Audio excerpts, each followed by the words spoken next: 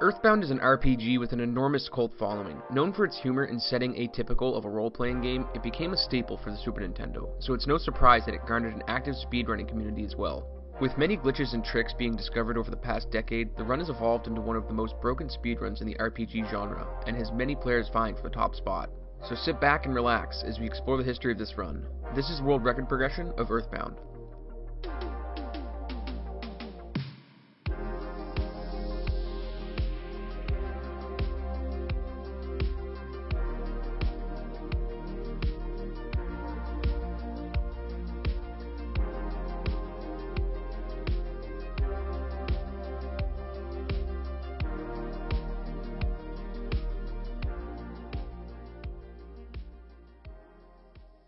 The story begins in Japan way back in 2010, with the first runs of Earthbound coming in just under 3 hours. Not much footage exists from this period, as the Japanese streaming service doesn't archive old videos, but there were two big glitches that were known about back then, the stairs glitch and the Twoson cliff skips, which we'll go into detail on in just a bit. The scene for America didn't really pick up until 2012, when a runner named Mickey Mage got interested in the game. He would watch videos from the Japanese runners and try to replicate what he was seeing, which made it difficult since the Japanese runs were often segmented and made use of save states, which added a layer of obscurity to any replication attempts that Mickey tried to do. There are no recordings of Mickey's times left, except for a run he did at AGDQ 2012, so let's take a look at it and see how the glitches and overall route looked back then.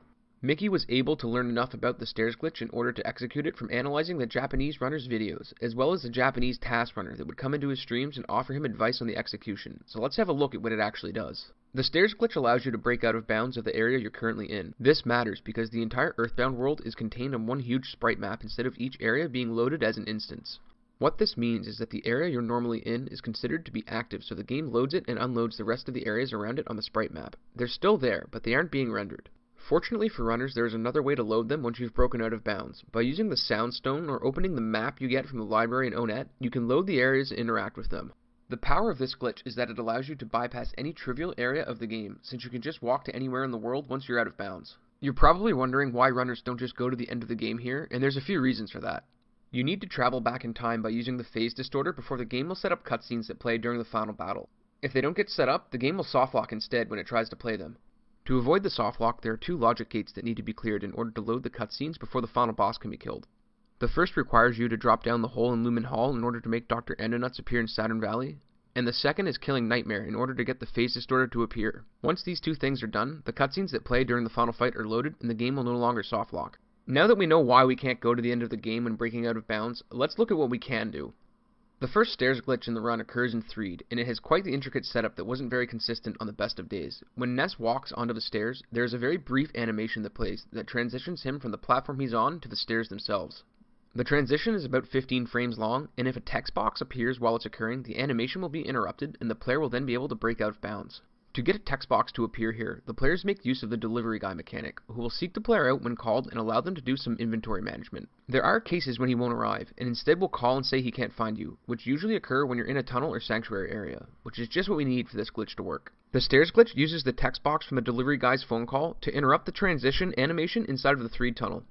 So getting the delivery guy call just after you enter the stairs transition breaks you out of bounds and gives you access to the entire world map. Mickey's original setup for this involved starting a stopwatch from the time he called the delivery guy and moving onto the stairs when he thought the correct amount of time had passed. Just before his AGDQ 2012 run, a more consistent setup was found involving audio cues from the song playing in the tunnel. So calling the delivery guy, then getting to the tunnel following a consistent path, would let him set up so that when he heard the cue, he could walk onto the stairs the same time the call was coming. The other glitch Mickey made good use of in his runs were the cliff skips in Twoson. This glitch is exactly as it sounds. It allows you to skip over cliffs that otherwise keep you in bounds. How it works is that each pixel forming the edge of a cliff is marked as impassable by the game, but sometimes, due to the shape of the cliff, you get places where one of those pixels are marked as passable. If you can find one of those pixels, and there is another passable pixel diagonally adjacent to it, you can do certain D-pad inputs to have Ness clip through, and this can be made easier by the use of a skip sandwich that increases Ness's speed. Normally, if you try to leave Twoson early via the tunnel, you're chased back by ghosts, but once you're in Threed, if you try to go back to Twoson, the ghosts chase you back to Threed until that area is cleared. But by breaking through two sets of cliffs in Twoson, you can get to the Threed side of the tunnel, and once you enter it, the ghost will chase you back to Threed. With this skip, you can cut out the entire section where you need to rescue Paula, which saves about 20 minutes. After using the cliff skips and stairs glitch to get out of bounds, the rest of the run was routed to be marathon safe, making use of a Fobby grind to gain some levels, picking up 2 Flying Men in Magicant, and various item duplication glitches to stockpile revive and PP recovery items. Mickey's final time at AGDQ 2012 was a 2:27:38, and it was done on January 7th. It wouldn't take long for another runner to pick up where Mickey left off, and during the latter half of 2012, a new runner stepped onto the scene by the name of Nemi43, and he would push the game to its absolute limits of the early era of Earthbound speedrunning. Nemi posted a number of times in the Earthbound any % category from late 2012 onward. Since speedrun.com didn't exist back then, a lot of these times were posted to the Speed Demos archive forums, as well as some spreadsheet leaderboards that existed back then. The earliest times from Nemi were a 1:36:56 in November of 2012 and a 1:32:57 in June of 2013. But Nemi's most definitive run that is considered the start of record history is a 1:26:39, happening on November 30th, 2013. These early runs are significant because they were a source of information for other runners in the category, with questions in the YouTube comments showing discussion on strats being used at the time, but the most significant thing these runs use is RNG manipulation. Early tasters of the game discovered what they called luck manipulation when they realized that certain inputs had an effect on what happened next in battles. This didn't apply only to battles though, as it turned out that enemy spawns in the overworld were also linked to inputs that the player made, and with the correct series of inputs, you could block enemies from spawning. This was because of 2 values referred to as RNG1 and RNG2, which we'll cover a bit later, but for now, all you need to know is that opening the menu and making cursor inputs will advance these values, which changes what happens in the game. Nemi was the first to incorporate RNG manipulation into runs. Taking reference from a Japanese taster by the name of Pirohiko, he mapped out manipulated segments for lots of the game. In his 1:26 run, he had manipped the Hill and the Starman fight, and then routed more manip for Threed. Nemi also improved the setup for the stairs glitch in Threed. Remember how Mickey Mage had used a stopwatch and then an audio cue to perform the stairs glitch? Instead of using the delivery guy call, Nemi would take a red swirl fight with zombies intentionally. Then during the course of the fight, he manipulated the RNG to get Ness sick with a cold and then ran away. Having a cold is significant here, because you take damage in the overworld while it's active, and if your HP gets low enough, a text alert pops up warning the player they're about to die. So after the fight, he just needed to walk down the ladder and wait for an audio cue that occurs much sooner, then walk onto the stairs as the text box alerting the player about Ness's condition popped up, which interrupted the transition and broke him out of bounds. The cold text alert saved time over the delivery guy method, because you no longer had to go out of your way to make the call, and then wait around for his call to come. After this, he would perform another stairs glitch in Summers and fall through the hole in Lumine Hall to land in the underworld, which puts the phase distorter in Saturn Valley. He would then manip his way through the underground, collecting items that he could duplicate later in the game to greatly improve his chance of beating bosses while being so underleveled. After this, he went to Magicant to fight Nightmare, which triggers Dark Onet, and would pick up 2 Flying Men when normally you only have 1, but since you're here out of order, the game lets you have more and they serve as fodder so that the main party members don't die. The Magicant segment was manipped until after you kill the first Kraken, since once he's dead, you get enough experience to level up, and this advances the RNG. This left the 2 Krakens and the Nightmare fight with 0 manipulation, which is why the duplicated items were necessary. During this era, about 80% of runs would die to Nightmare, since you're at the mercy of RNG and you're so underleveled. After this segment, you had Dark Onet to do, and then it was on to Cave of the Past to fight Gygas. No manip existed for the Cave of the Past leading up to Gygas, so another out-of-bounds glitch was used to bypass it and go straight to the fight with your full party and 2 Flying Men. The fight requires a lot of luck on the runner's part and was another big run killer, but Nemi managed to pull off the kill and finished out the run for a 1:26:39. Nemi's run stood for 11 months, with many runners trying to dethrone him, but it wouldn't be threatened until another runner started doing any %, and his name was Andy Perfect. Andy came onto the scene in mid-2014, and his first completed any % run clocked in at 2:04:51 in April of that year. Andy's run was using the same strats as Nemi's from the 1:26:39 back in November of 2013, and if you go through Andy's run, you'll see that he lost around 20 minutes to the Nightmare split from being killed during the fight and to problems with the manipulation itself. Once Andy managed to kill Nightmare, he finished the run without any resets, but his time had a lot that could be improved, from faster inputs during manipulated sections to better Kraken placement leading up to Nightmare, and better RNG in the fight itself. Rather than grind out runs that would inevitably die to Nightmare, Andy had other plans. He knew that the game could be manipulated beyond the Kraken fight, and in fact, he created a route that avoided all 3 Krakens leading up to Nightmare altogether. Enemy spawn locations occur in what are referred to as spawn plates. Given any spawn plate, an enemy can be present at any location on the plate. Knowing this, Andy found a manip that would spawn the Krakens far enough away from the player that he could just walk a clear path up to Nightmare, which avoids taking a fight and having the RNG seed change from gaining a level. So with a clear path to the boss, let's talk a bit about how it goes. In the casual playthrough of the game, you normally only have Ness present during Magicant, as it takes place entirely in his mind. Nightmare was particularly tough even in the vanilla run, because he uses an attack called Glorious Light, which has about a 40% chance of killing the player instantly. Due to the out-of-bounds glitch performed at Summers to get here, we have Jeff and Paula with us as well. This is significant for one reason. Paula has the Prey ability, which can do a lot of different things when used, but one of them happens to be making the enemy feel strange a small percentage of the time, which can make it target itself when attacking. It had been theorized back in 2008 by a tasker named Flugel that if Paula were to be present in the Nightmare fight, she could pray to confuse Nightmare, and then he could attack himself while the player attacked him uninterrupted. Another tasker named Nitrodon pointed out that he could potentially use Glorious Light on himself and end the fight instantly. Tired of losing runs to Nightmare and wanting to overcome an 80% reset rate, Andy was determined to turn the biggest run killer in the route from a battle for favorable RNG to an input-only section that relied on execution instead. And it should come as no surprise as to how he did it.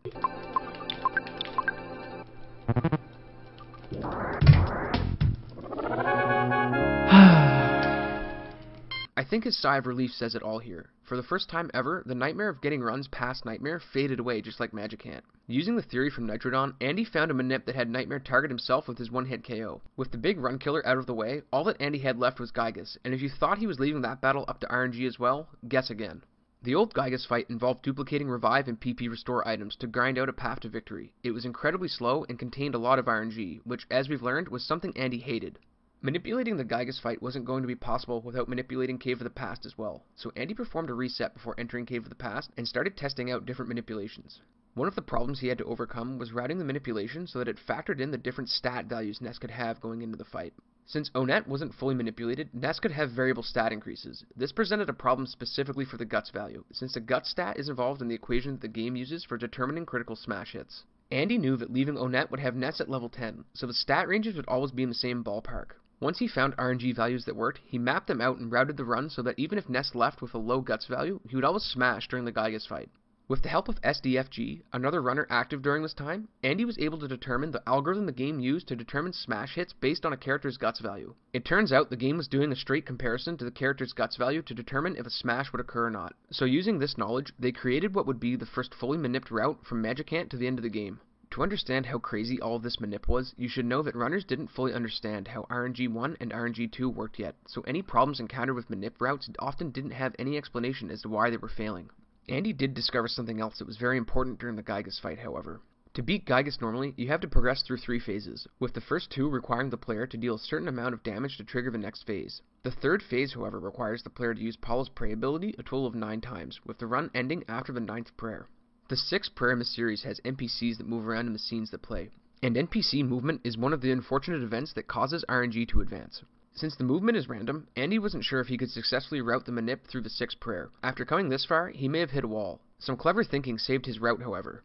Andy noticed that the damage done to Gygas after the prayer varied, so by observing the damage roll, he was able to determine what RNG seed the game was on and adjusted the manip he needed to perform accordingly. Using this new manip route, Andy would begin grinding attempts, and then, on October 26 of 2014, he completed the first run, using the manip for the final 2 splits of the game with a final time of 1:26:01, beating Nemi by 38 seconds and taking a record that stood for almost a year. Andy's run had the potential to go a lot lower though. He had to reset once in Magicant due to taking a fight with a Kraken, and during the Gygas fight, he dropped the manip on his first attempt, which caused another reset. In all, both mistakes would cost him about 4 minutes, but with more attempts and practice, it wouldn't take Andy long before he got a run out of Onett that had potential. After Onett, the run lost some time, losing over 3 minutes before the setup for the stairs glitch in 3'd, but the large time saves due to not resetting on the Nightmare or Gygas fight brought him back to the green. He finished with a time of 1:22:08, saving over 6 minutes of time from the 3 minutes he was down in the early game, giving him the first no reset run with a new route on November 15th, 2014. Now that Nightmare and Gygas were fully manipulated, there wasn't much left in the run that caused players much grief, so you would think the race to grind the record would be on. But just 2 months later, everything would change. Going into 2015, SDFG would create a fully manipulated Onett, the longest segment of the run which wasn't manipulated to this point. This ended the early era of Earthbound speedrunning and started the mid-era, where runs were now almost fully manipulated. Onett before manip was a very long and unpredictable segment that had multiple points where things could kill runs or end up costing a lot of time. Enemy spawns on the hill, the fight with Frank, the slug grind and giant step, the Titanic ant fight, and the cops at the end all had the potential to add time onto your run or kill it outright. 3 of these are boss fights, so if you get a bad pattern on any of them, you would die and have to reset. The other 2 are a bit more unique, with the enemy spawns leading up to the meteorite. You have to hope they get stuck on walls or bushes, or you're forced to despawn them by walking away until they're off screen and reloading the spawn plate hoping that it is empty. The last large time sink in Onett was the Slug Grind, which happened in Giant Steppe just before the Titanic Ant fight. There are two types of enemies that spawn in the first level of Giant Steppe, Rowdy Mouse and Slugs. In order to level up in the most efficient way to kill the Titanic Ant, runners would continually load spawn plates, hoping to get a 4-pack of slugs to spawn. In total, they needed 22 to get to level 8, which gives them the PSI Rocket Attack for the Titanic Ant fight. You didn't want to fight the Rowdy Mouse while grinding, as they have a high gut stat, which lets them smash you more, endangering the run. SDFG mainly ran the 80% glitchless category of Earthbound, so in December of 2014, when he announced that he had fully manipulated Onett, the 80% runners were quick to adopt it into their category. You're probably wondering why Onett didn't have a manipulated route already, since it's the first section of the game, and there are a couple of reasons for this. Onett is a very long segment. Pre-manip times came in between 27 and 30 minutes for top runners during this time, which meant you would have to develop a manip for a large section of the game, which would require a huge effort and was very daunting to attempt. The second is that Onett contains a lot of NPCs, which means that RNG values will advance when they are on screen and moving around. So the route would have to take that into account as well. And speaking of RNG, it's about time we talked about how it works. As mentioned earlier, there are two RNG values in Earthbound that control certain things in the game, referred to as RNG1 and RNG2. These two values influence a lot, from turn order in battle, enemy item drops, the outcome of the bash action, if an enemy spawns when a spawn plate is loaded, as well as their position on the spawn plate itself. Both of these values start at the same numbers every time the console is reset, and they increase on the same in-game events as each other, which allows for consistent manipulation to be set up. Events like opening the menu, moving the cursor in the menu, and pressing B to bring up the HP/PP menu all advance RNG 1 and 2. There are a few things outside of the player's control that advance RNG 1 and 2 as well, which makes creating a manip route difficult. Anytime an NPC begins or stops moving, the values advance, and anytime a character is printed in a text box, they will advance as well, which is why runners always name the party members a single character to keep manip consistent. NPC movement is the largest roadblock to creating a manipulated route. If you recall back to Andy's manipulated Gygas fight, one of the cutscenes that played had an NPC that moved, but since he could determine what RNG seed the game was on by looking at the damage roll after the cutscene, a route could be developed to accommodate for the different seeds. In the overworld, it's a different story, as the number of potential events that could occur after an NPC moves is very large, so accounting for all of the possible outcomes and being able to adapt to them during a run isn't feasible. So with the RNG briefer out of the way, let's have a look at the first runner to incorporate the Onett manip into a run. In early January of 2015, Aureliux was the first runner to take everything SDFG had created and incorporate it into a new route for 80%. With the Magic Hand through to Gygas manip that Andy created, this run was almost fully manipulated from start to finish, with only a few areas still containing unmanipulated segments: Graveyard, Dark Onett, and Winters. Comparing Ori's run to Andy's previous record of 122.08, you'll see that Andy defeated the final boss in Onett at 26:23, which was a great time to get out of Onett. But in Ori's run, he defeated Captain Strong at the 19-minute and 50-second mark, over 6 minutes ahead of Andy. Manipulating the RNG made all of the boss fights go as optimal as possible, getting the fastest patterns that prevented you from dying and made you dish out the maximum amount of damage on your turns. Instead of despawning enemies in Giant Steppe to hope for a large number of slugs, Ori used SDFG's Giant Steppe manip, which gets bombs to drop from the slugs instead, so that you can use them to damage the final boss quickly. So the slug grind became a slug cakewalk. Couple the Onett manip with great execution on Ori's part, and you have a run that was shaping up to be top tier. He saved time on every split except for one, and on January 5th, he took the 80% record with a 1:14.50. You'd think that with this new route, runners would be grinding it and racing to improve the time. And while this is typical of any speed game that has a new route developed, one thing you'll learn about Earthbound is that no route lasts forever, because while Ori was integrating the Onett manip for his world record run, Nemi was hard at work developing his own manip route for Onett. There were a couple of things in Ari's route that Nemi was able to improve on. The first was to do with the map the player picks up at the library. Ori would complete Onett and then double back to pick up the map, which loses some time overall due to backtracking. Nemi routed the map pickup into his route, so that he grabbed it on his first time setting foot into Onett after beating the Starman Jr. You're probably wondering why Ori didn't do the same thing in his run, and that's because if you change a step in your manip, the RNG values advance based on the new inputs, so the input you have planned later won't work, as the RNG seed they were made for is no longer what's being executed in the game's code. The best way to think about an RNG seed and how manipulation works is like this. Imagine you're walking on a series of tight ropes blindfolded. As long as you follow a certain path that you've already walked and know is safe, everything will be fine and you won't fall. but if you miss one step, the entire path in front of you changes, making the chance you will fall incredibly likely. The next place Nemi was able to save time was by manipulating a revive item drop from the zombie possessor. By manipulating this fight to get a secret herb to drop, Nemi was able to cut out a walking section in the Lost Underworld, where you would go out of your way to pick up some life noodles in a present. Not only that, but Nemi also found a more consistent setup for the stairs glitch in the Threed tunnel. By getting possessed during the fight with the ghost, the game puts a ghost sprite in the overworld that flies around the player in a circle as long as they are possessed. The ghost flies at a consistent rate on a set curve, so by counting the revolutions of the ghost, Nemi was able to find a setup where if you walked down the ladder as the ghost was directly below you, you could walk straight to the stairs and get the text trigger that breaks you out of bounds. With this manip route and some tight execution, Nemi set to beating Ori, and he got on a good run just 2 weeks later. He hit all of his new manip, then hit his stairs glitch, and he had a good fight with Gygas. And on January 19th, 2015, he locked in a time of 106.17, and he brought the game to the closest it had ever been to being beaten in under an hour. Nemi's run would stand for over a year, but there was a lot happening in Earthbound Any% during this period. Throughout February 2016, Ori had been working on a new manip route that used everything Nemi did up to the graveyard and then made some drastic changes to the latter half of the game. In the old routes, players would break out of bounds twice by use of the stairs glitch, but doing it the second time when they got to Summers required them to save the game and reset the console, as there was no reliable setup to hit the glitch without doing so. Saving wastes a bunch of time due to dialogue, as you need to scroll through the entire conversation with your dad to be able to save. And then the reset itself takes place, which loses even more time. Using the little ghost from the possession status effect that Nemi used as a visual cue, Ori broke out of bounds in Threed and went straight to Summers, but instead of leaving the house and going to save at the hotel, he went straight to the stairs, and making use of the ghost as a visual cue again, he was able to hit another stairs glitch. The benefit with resetting is that it always brings the RNG values back to their starting point, which was very convenient for routing manip into a run. Ori routed his run without resetting at this point, so everything he did from the second stairs glitch onward was an entirely new manip route. The next big route change that Ori made was the inclusion of the Gutsy Bat. The Gutsy Bat drops from a Kraken in Cave of the Past and is one of the best weapons for Ness in the game, as it raises his offense by 100 and his guts by 127. Ori theorized that the Gygas fight would go faster if you had this weapon equipped during the fight, so that you could more easily manipulate smash attacks. Normally for the Gygas fight, players save and reset when they enter Cave of the Past in order to clip out of bounds and walk straight to the fight. Ori did the reset, but instead of clipping out of bounds, he routed a manip that spawned only a single enemy, the Bionic Kraken. Then, using some more manip black magic, he engineered the Kraken to drop a Gutsy Bat. Then he used Jeff's spy ability to pick up the bat and ran away from the fight.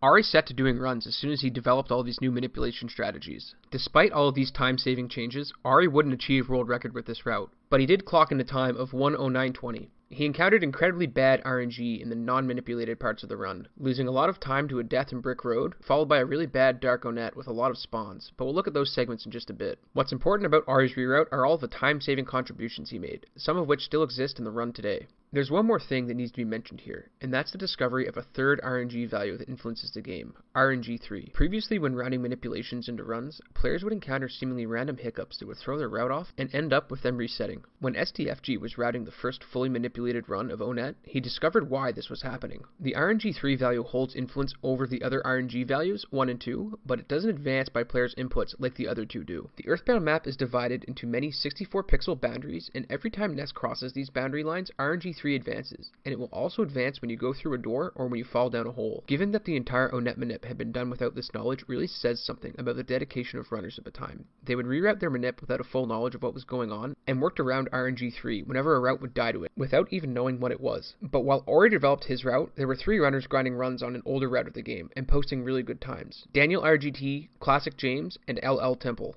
These 3 runners started running around the same time, and were putting in a lot of effort grinding runs. Daniel would put up a 1:23:29 on September 18th, 2015, and he would improve it 3 more times until he arrived at a 1:08:11 in January of 2016, very close to Nemi's record of 1:06:17. It was during this time that Temple and James would start closing in on the record as well, with Temple finishing a 1:11:16, and James closing out a great run on October 19th, 2016. James's run was good, and it had the potential to be even better, but a mistake in Cave of the Past would cost him close to 2 minutes. Using the new Gutsy Bat manip, James was on pace for a 1:06, which would have made him the first person besides Nemi to achieve such a low time. But as James was about to initiate the Gygas fight, this happened.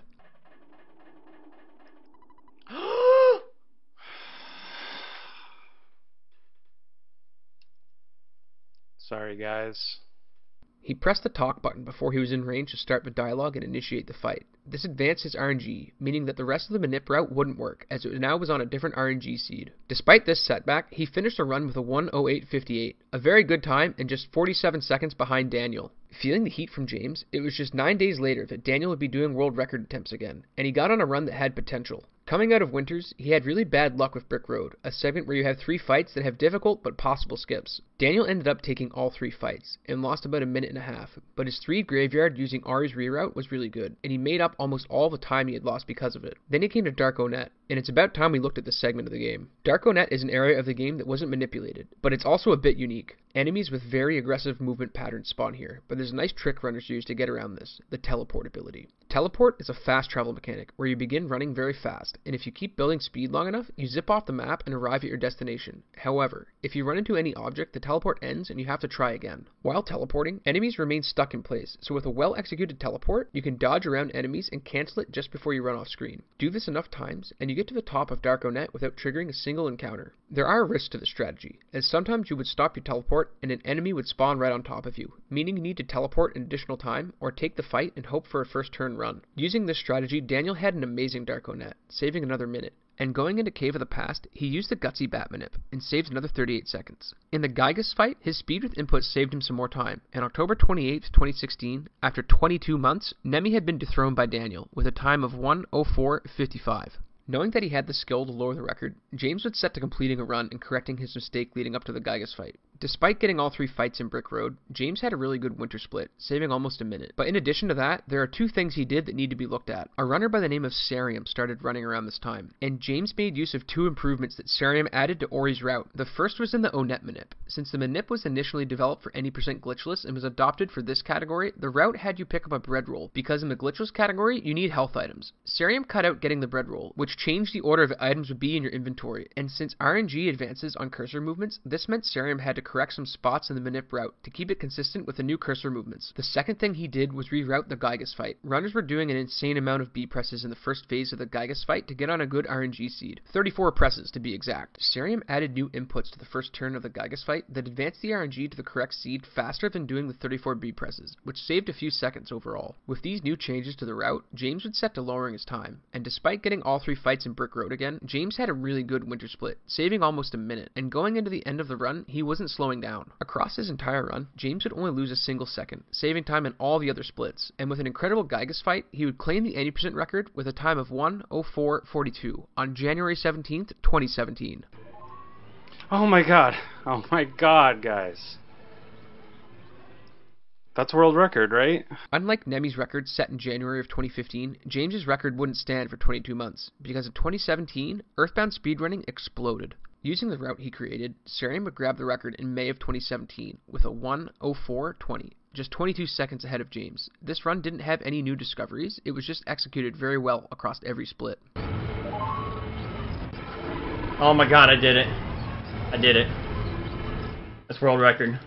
With the record at a 1:04, a runner by the name of Forthhorn looked at one of the non-manipulated sections and started creating a manipulation for it. He set his sights on Brick Road, which if you recall, contains 3 scripted fights that the game wants you to take. The first and second fights were skippable, but the third fight was a different story, since once the enemy aggroed, it ran straight at you. The problem with dodging this fight wasn't the movement required by the player, but the movement the Bubble Monkey companion took. If Bubble Monkey makes contact with an enemy, a fight will initiate, and while moving, he will randomly stop and start, making it difficult to predict if he will hit an enemy or follow the player's movement and avoid it. Knowing this, the plan was to walk in place until Bubble Monkey stopped, and then aggro the present and dodge it. If everything went well, the Bubble Monkey would dodge the present when he moved to catch up with Jeff, since it wasn't very common for him to stop and start again after already stopping and starting just before the movement started. Forthhorn manip Brick Road so that by following certain movements, using certain buttons to advance RNG, and by killing the first enemy with a bottle rocket, you could ensure you skip the next 2 fights 100% of the time. Forthhorn changed the manip for the Pond Cave as well, which created entirely manipulated winters after the Tessie camp. Sarium took this Brick Road manip and started grinding runs. He managed to lower his world record on September 29th, 2017, but it wasn't a perfect run by his standards. Following the manip that Forthhorn created for winters, Cerium thought he dropped the manip near the end, so he saved and quit at the end of the section to reset RNG back to their initial values, losing about 20 seconds. Even with this extra save and quit, he finished the run with a time of 1:03.41, a full 39 seconds ahead of his old record. Wanting to correct his mistake, Cerium wouldn't wait long to lower the record again, because just 5 days later, on October 4th, he hit the full manip developed by Forthorn, and got a time of 1:02.52.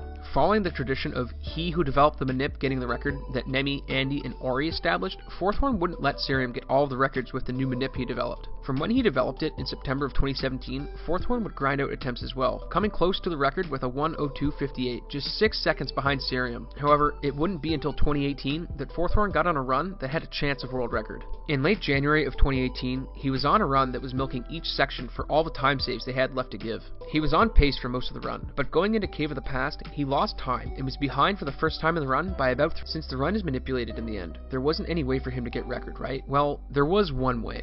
By rushing through the inputs as fast as he could, Forthorn was going to gain time on Cerium by pressing the buttons faster, which opened him up to accidentally mashing too many times or hitting the wrong button, with either of these errors killing his run. But as he queued up the final prayer with Paula,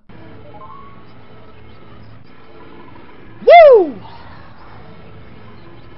Oh man, that's the world record, baby. he ended the run with a time of 1:02.49, saving 11 seconds on his final split and beating Cerium by 3 seconds on January 28, 2018. But there's one more runner we haven't covered yet in this era, and that's Uko. Uko had been running the glitchless category for quite a while, but started grinding attempts of any percent around September of 2017. Slowly improving their any percent time, Uko would become a contender for the record, and where Forthorn only rushed inputs when he knew he was on pace for the record, Uko rushed inputs during the entire run. Quickly becoming a contender for the record, Uko would post a 1:05.51 on September 27, 2017, but Uko never stopped grinding attempts, eventually getting on a run in February 2018 that started off like any other run. Arriving at Dark Onet 7 seconds behind their PB, Uko set out to destroy the split. With some very favorable spawns and tight teleporting, that +7 turned into a -33, saving 40 seconds on this split alone. Knowing that world record was guaranteed as long as the manip was done correctly, Uko slowed down on inputs during the Gygas fight to make sure it was done properly, losing 16 seconds throughout Cave of the Past and the Gygas fight, but finishing with a time of 1:02.31, beating Forthorn by 18 seconds and setting a record that seemed almost unbeatable. Uko's record ends what is referred to as the mid-era of Earthbound speedrunning. It started with a fully manipulated Onet and went through a lot of changes, such as Ori's single-segment double out-of-bounds manip and Forthorn's brick road manip. The route as it existed didn't have much time left to be saved out of it, and grinding for a record by 1 second was a daunting task with the speed at which inputs were getting done. But there was one barricade that runners never expected to be lifted, and it would bring the time even lower. Uko's record was good, and throughout 2018, many runners tried to improve it, but the route was so optimized that no matter how hard they tried, they couldn't squeeze any extra time out. But all of that would change in 2018, when the Japanese TASR Pirohiko unveiled a glitch that would turn Earthbound speedrunning on its head. Normally, the player's trapped in Onet by a police barricade that only goes away once you've beaten Captain Strong, as he radios the officers to let you through once he's defeated. Getting to Strong required clearing some other flags as well, beating Frank to get access to Giant Step, and then beating Titanic Ant, which allowed you to fight Strong. This took a lot of time, about 18.5 minutes if you go by Uko's time in the world record. On September 18th of 2018, Pirohiko posted on the forums that he found a way to load the barrier in a different location as soon as you came down from the hill after beating Starman Jr., and it saved a ton of time. The method is a bit technical, as it involves understanding how the game renders sprites. In simplified terms, the sprite renderer the game uses can only hold 22 sprites at a time. So when you attempt to load a 23rd sprite into the list of 22, it loads the first sprite in the list where the 23rd sprite would be. Using a special setup, Pirohiko showed that it was possible to do this in such a way that one of the barriers blocking the path out of Onet could be loaded in place of another sprite on the map, and let the player break out early. But that wasn't all Pirohiko found. In Winters, there was a task-only strat using the teleport mechanic that allowed you to clip outside of the cliffs that normally keep you in bounds. Using this strat, it was possible to skip going through Brick Road and Pond Cave altogether. So when Pirohiko posted that he discovered a way to do the Winter's Cliff skips without the task-only strat 3 days after he dropped the barrier skip in Onet, the community went crazy. In Winters, players had to go through Brick Road and Pond Cave, which if you recall, Forthorn created a manip for to smooth out the segment. By using the new cliff skips, you could bypass both of those dungeons, and it works similar to the cliff skips between Tucson and Threed, except the inputs were a bit different due to a very technical reason we won't get into. Once you were outside of a Tessie camp with this trick, you had to walk down to Stonehenge and perform another cliff skip to get back in bounds. Once back in bounds, all you had to do was talk to Dr. Andonuts, and you could take the Skyrunner back to Threed to perform a stairs glitch. Both of these new skips meant one thing: A new manip route needed to be done in order to incorporate them into the run successfully, and the runner to do that would be someone that hadn't held the record for over 4 years, Andy Perfect. Since Winters was being redone from the very beginning, this meant that Andy had to reroute manip from Winters all the way to the end of the Nightmare fight. From the time Purohiko dropped the new skips on the 18th of September, Andy would set to work on creating the new route. A large chunk of ONET was now cut out, so Andy had the difficult problem of finding manipulation for the zombie fight in Threed, since Ness would be at level 2 and Jeff would be at level 1. If you recall, this fight needs 2 things to happen. Ness needs to take damage, and he needs to get hit with the cold status ailment, so a text box trigger will break the player out of bounds when they go to the transition on the stairs. Since Ness was such a low level, Andy needed to manipulate a low damage roll on the zombie and for Ness to catch a cold, which wasn't the easiest thing to do. But if you give Andy a manip problem, he's going to find a way to pull it off. The rest of the run just needed new manip for already established skips, and the Gygas fight didn't end up requiring a reroute because the manip that Ari made worked even though the party was at a lower level. So with all of this now established, it didn't take long for Andy to set the first of what would be a slew of records, because just 8 days later, he did what was thought impossible for the longest time. Yes! Holy crap!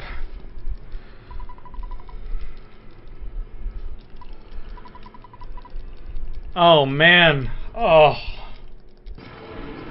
I'm sorry guys, I was so silent for that. I took the menuing in that fight slower than anybody has ever taken menuing in a fight before, ever in the history of Earthbound. Because I did not want to drop this. I wanted this so bad. Andy locked in the first sub-hour time in history for Earthbound Any Percent, with a time of 57:05 on September 26, 2018. Beating Uko's previous record by 5.5 minutes, but that wasn't where he was going to leave it. Andy's first run with the manip he routed from Winters to Nightmare had a few problems. He took the Tucson Cliff slow to eliminate some risk to the run, and he took his Gygas fight incredibly slow to make sure he didn't mess up the manip and have to reset. There was also the issue of the cliff skips in Winters being unreliable, with runners buying multiple skip sandwiches to try and break through, as these cliff skips were notorious for failing, but we'll get to why in just a bit. Using his new route, Andy would lower the record even further, claiming a 55:10 just 2 days after his previous record, and then, since he had already achieved a sub-hour, he went balls to the wall in the Gygas fight, and this happened.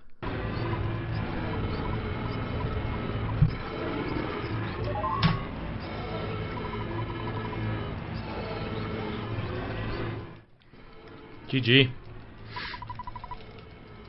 Andy got a 52:36 on September 29, 2018. In the span of 3 days, he would lower the record by just under 10 minutes, but it wouldn't last long. With all the new tech pushing the time under an hour, a lot of runners would get interested in Any Percent, which would make October 2018 just as busy for Earthbound as September was. Sirium would be the first to challenge for the record, getting a solid PB of 53:25, and on October 4th, he would get a few close attempts. One in particular was on pace, but it died to the Gygas fight. However, later on in the night, he got on a run that was just as good as Andy's, and it had potential. With steady time saves up to the Winters segment, he would be 32 seconds ahead of his PB, but with incredible cliff skips that had him only use 3 skip sandwiches in Winters, he would be 1 minute and 26 seconds ahead of his PB coming into Threed. Losing only 1 second to Nightmare and 20 seconds to Dark Onet, Sirium would enter Gygas just over 1 minute ahead of his PB, locking in a final time of 52:23, 13 seconds ahead of Andy and a new world record. Despite all the new time saves, runners were quickly getting frustrated with the new route, as there was a high chance of losing time or even the run itself due to the difficulty of the Winters cliff skips. Not wanting to constantly reset in Winters, Andy and Daniel would start looking for ways to set up a more successful skip. The cliff skips have 2 components: the skip itself, which functions the same as the Tucson to Threed cliff skips, and the skip sandwiches. To be able to afford 4 skip sandwiches to minimize your chance of reset, you need to go down to Vitesse camp and stay overnight to fix the broken spray can, turning it into the defense spray. Then double back to the drugstore so you can sell it and afford all 4 sandwiches. Walking down to Vitesse camp and then back up to the drugstore costs a lot of time, so anything that would make this more consistent would be routed in almost instantly. One night, while looking for better cliff skips in Winters, Daniel would pop into Andy's stream and announce that he'd found a setup for the cliff skips that was a lot more consistent. Daniel's setup was good enough that the extra skip sandwiches weren't necessary, so with a new setup, the trip to Tessie camp was cut out, as you already had enough money for 2 sandwiches when you first left the boarding school. From this point on, the Winters cliff skips became known as the Cliffs of Daniel, and not wasting any time, Andy would start grinding runs with the new setup. He would end up saving 1 minute and 44 seconds to the Winters cliff skips alone thanks to Daniel's setup, and with a solid run through to the end, he locked in a world record of 51:01.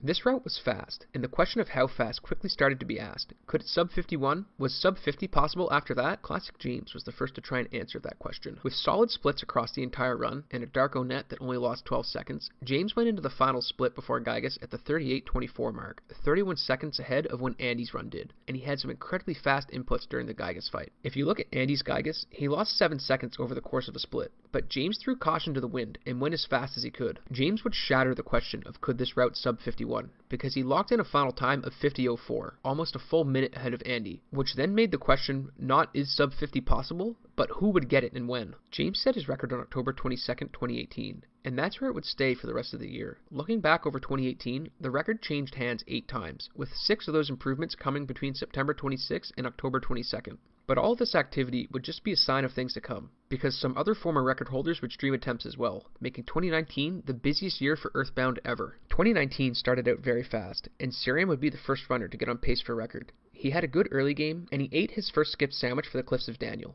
popping through to the other side in the last few seconds of the speed boost it grants. From there, he went down to the lab and hit the skip 13 seconds after using the sandwich, putting him 1 minute ahead of his PB, which meant he needed a good Darko net if he wanted a chance at the record. There were a couple of instances where he had to thread the needle with teleports, but he came out of Darko net losing only 14 seconds. Then he got past the Kraken in Cave of the Past, and this happened.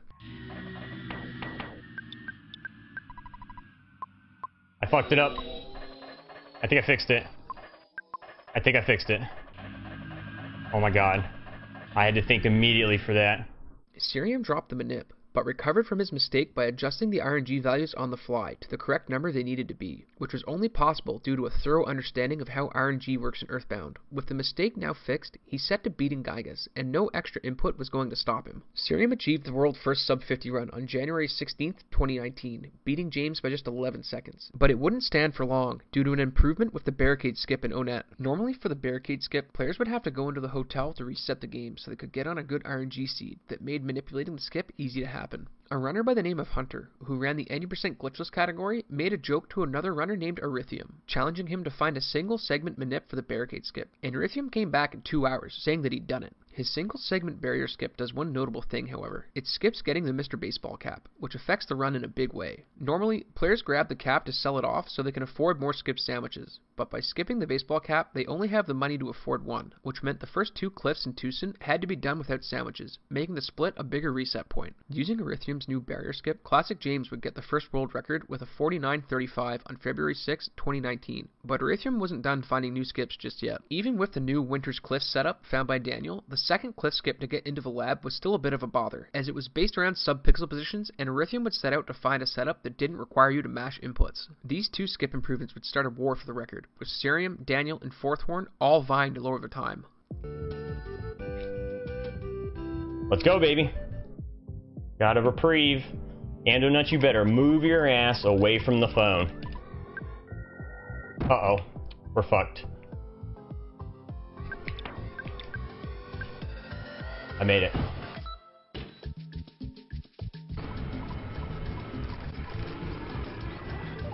There it is. Oh my god. Oh. It was cool. I was so nervous.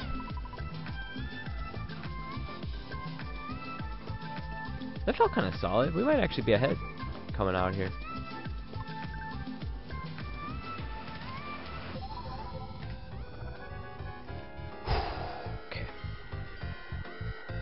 Okay, I'm gonna take it easy, Gygas. I'm not gonna try to go crazy fast. All I need to do is bring it home.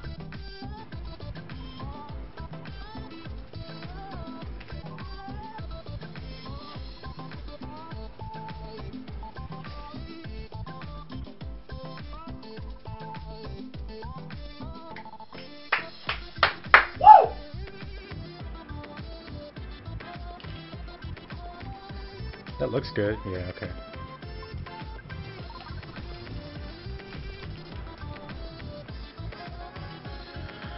Let's go.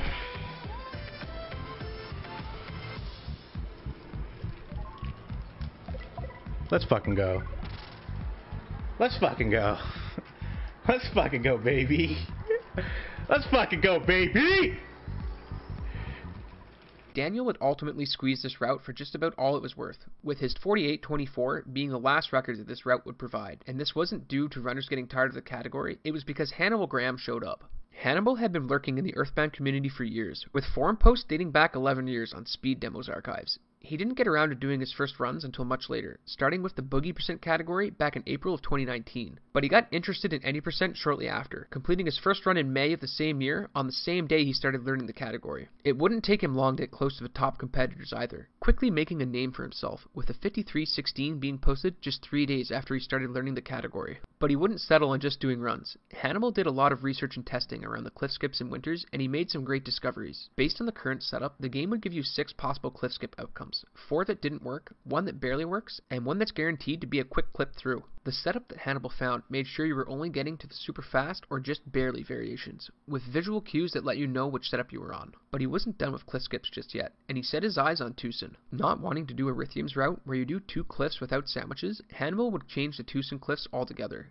cutting out one of the cliff skips and setting up a route that had you only do 2 skips, requiring only the second skip to use a skip sandwich. Using all this new information that Hannibal had found, Cerium would go to work on getting the record back, and thanks to the cliff skip setups in particular, he would do just that, because on June 3rd, 2019, this happened. World record. Finally. Finally, dude, after all the dropped runs. Finally. About time, dude. And that's a decent one. That's more than by just a couple of seconds, which some of the others were looking like they were going to be. A great Dark Onet split would put Cerium ahead, enough that losing some time in Gygas still gave him a 9-second improvement over Daniel's record, with a 48.15. This is where the record would stay for the entire summer as well. That is, until Hannibal had anything to say about it. Around the time Cerium posted the 48.15, Hannibal was experimenting with changing the manipulation for 2 fights, Nightmare and Gygas. Leading up to his 48.24, Daniel had rerouted the Nightmare fight to be faster than the previous manip, but shortly after Cerium lowered the record, Hannibal would find a manip that saved 4 seconds, and removed a high-risk input that had an increased chance of a runner hitting the wrong button and throwing the manip off. The Gygas fight was something else entirely, because it has something runners call the clone seed, which is an RNG seed that looks identical to a safely manipulated route, except it kills the run, and there is no way to distinguish it from the identical safe route. With Gygas, Hannibal was looking at solving the clone seed. He was especially motivated to do so, since the clone seed had just robbed him of a run on pace for a 49 flat, and since he was on emulator, he rewound the game that night and got to work. So what exactly is the clone seed? If you recall back to Andy's first manip route of the Gygas fight, there's the issue in the 6th prayer, where an NPC will move during the cutscene and advance the RNG. Andy routed this so that 2 outcomes were determinable based on the damage value you see after the prayer, and he had developed a nip for both of them. However, one of these outcomes had a chance of being the clone seed, and if you got the clone seed, your run would get into a place where it wasn't possible to finish, which killed your attempt on a random chance. Hannibal didn't figure out exactly what was causing the clone seed, but he did find manip inputs that worked for the safe route and the clone, which ended the clone's reign of terror as an RNG run killer. Using his new discoveries, Hannibal set to lowering his any percent time for the record, and he'd get close. On July 23rd, 2019, he posted a time of 48.16, just 1 second off the record, and he knew he could do it with a few more attempts. Then, on August 12th, this happened.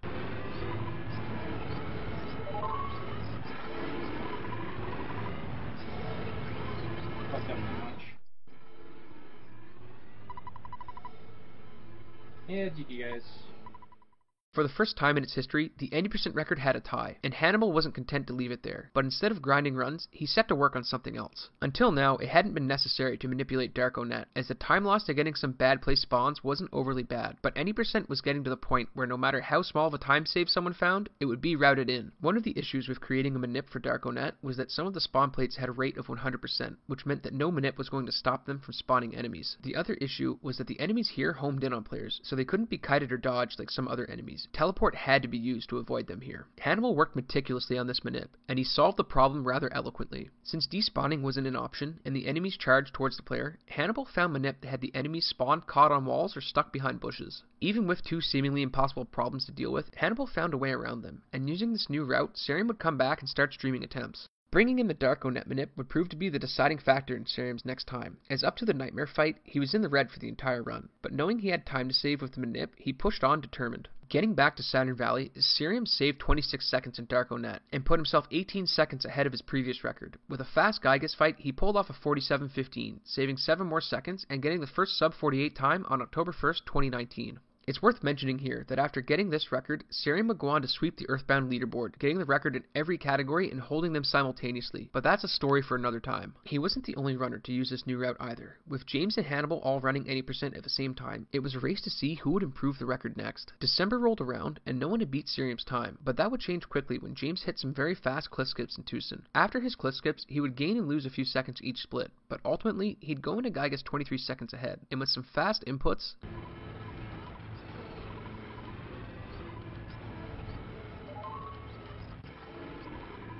Let's go, guys. Let's go.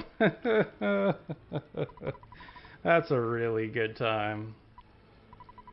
That's a really good time. The only thing that wasn't Sarium would continue streaming 80% runs during December, and he'd get a small PB on the 11th with a time of 47.43, saving 3 seconds in his Giygas fight with fast inputs. Then, following in James's footsteps, Sarium would have a run that was very similar in progression to the record James set, with some fast cliff skips in Tucson, setting the pace for the rest of the run. But where James would save time and cave of the past in Giygas, Sarium would lose some time. It wasn't enough to stop a new record, however, and on December 16th, 2019, he'd achieved a 47.29. Yes, dude, I did it! It's up 47.30. Oh my god, dude. Whew. Oh, I was so nervous. Oh my god. I'm so glad I brought it home.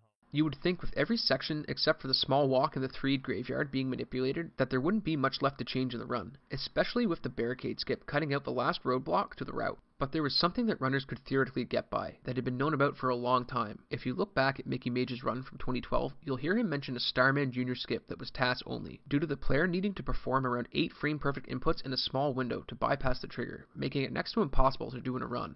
But when Hannibal hears the words impossible, he doesn't move on. He gets to work. Instead of finding a setup for the Starman Jr. skip that the TAS uses, Hannibal tried another method. Once you get to the top of the hill in the first of the game, you get a party member named BuzzBuzz, who is very powerful. He has high stats, so that if you trigger a fight, he will always go first, but luckily he uses the shield ability on the party on turn 1, and doesn't attack until turn 2. It had been known that if you die before reaching Starman Jr., you would spawn back at your house, so you're probably wondering how Hannibal pulled this off with BuzzBuzz in the party. He manipulated a fight with a crow on the way up the hill, so that Ness would take damage and be at low health. He then manipulated an enemy to spawn on the plate directly below the meteorite before BuzzBuzz joined the party. This let him use the game's red swirl mechanic to manipulate a fight where the enemy goes first even though BuzzBuzz is in the party, so the enemy would target Ness for lethal damage before BuzzBuzz even had a turn. What this did was trigger a death wart that spawned you at your house with BuzzBuzz in your party, so from here you could walk to Pokey's house without fighting Starman Jr. and get BuzzBuzz out of your party, which clears the flag to open Onet up to you. If you look back over what Hannibal had done, he never got the 80% record with any trick or manip he had developed himself unless you count the tie, which violates the doctrine of he who makes the manip gets the record.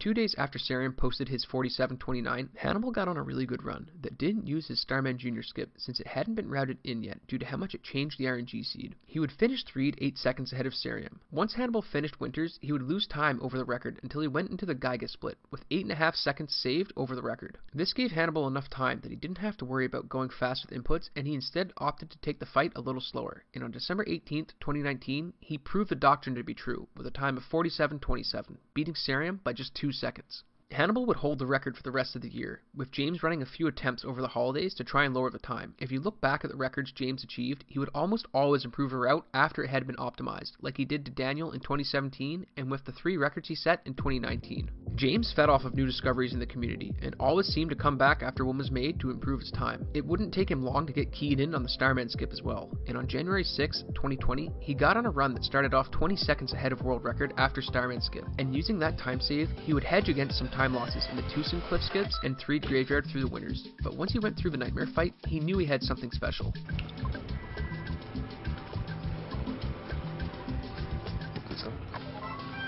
Nice, man. Let's go. That is a good time. Holy crap. I'm so happy I didn't screw that one up. Thanks, guys. Thanks for all the GGs. Man.